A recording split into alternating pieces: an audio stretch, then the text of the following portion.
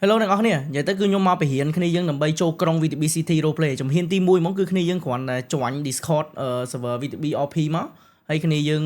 នឹងចូលទៅកន្លែង download launcher គ្នាយើងនឹងឃើញកន្លែង download launcher នេះគ្នាយើងគ្រាន់តែចុចចូលមកគឺគ្នាយើងនឹងឃើញ file down launcher RapScript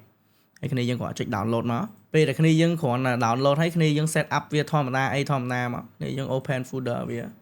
ពេលដែលគ្នាយើង download ហើយគឺគ្នាយើងនឹងចូលទៅ file ដែលគ្នាយើង download ហ្នឹងវានឹងចេញ RapScript នេះគ្នាយើងគ្រាន់តែ double click ចុច2ដងទៅលើវាមកពេលដែលគ្នាយើងចុចទៅលើវា2ដងគឺវានឹងធ្វើការដំឡើងកម្មវិធីនេះចូល counter ទាំងអស់គ្នា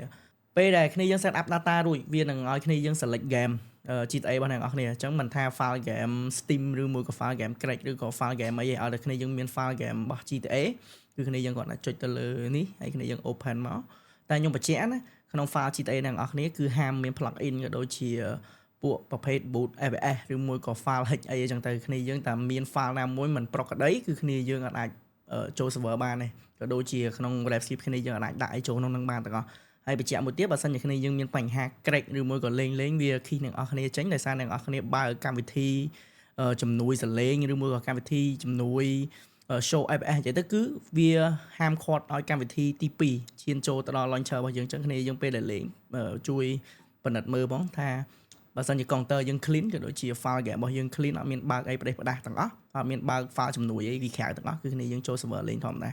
គ្នាយើងគ្រាន់តែចុចចូល server VTB City មកក្នុងនេះមាន3 server តែគ្នាយើងលេង server VTB City គឺ version ខ្មែរគឺគ្នាយើងចូល VTB City មកគ្នាយើងគ្រាន់តែចុច play ពេលដែលចុច play រួចគឺវានឹងនាំគ្នាយើងចូលទៅ server ហើយពេលដែលវា loading អានឹងអស់គ្នាយើងគ្រាន់តែ register account ខ្លួនឯងមកពេលដែលគ្នាយើងចុច play ទៅវានឹងនាំគ្នាយើងចូលទៅកន្លែង login និង register បើសិនគ្នាយើងមាន account គ្នាយើង login account ចូលមកបើគ្នាយើងអត់មាន account នេះគ្នាយើង register មកគ្នាយើងប្រើ email ជាមួយនឹង password ហើយគ្នាយើងបញ្ជាក់ password មួយទៀត register គឺមាន mail មួយផ្ញើអាលេខកូដហ្នឹងសម្រាប់ឲ្យគ្នាយើង join សំខាន់គឺគ្នាយើងត្រូវប្រើ email ដែលមាន email ដែលដំណើរការណាមិនចិត្តដាក់ណាអញ្ចឹងគ្នាយើងត្រូវតែមាន email ពេលដែលគ្នាយើងមាន account ហើយគ្នាយើងគ្រាន់តែ login មកជាការស្រេច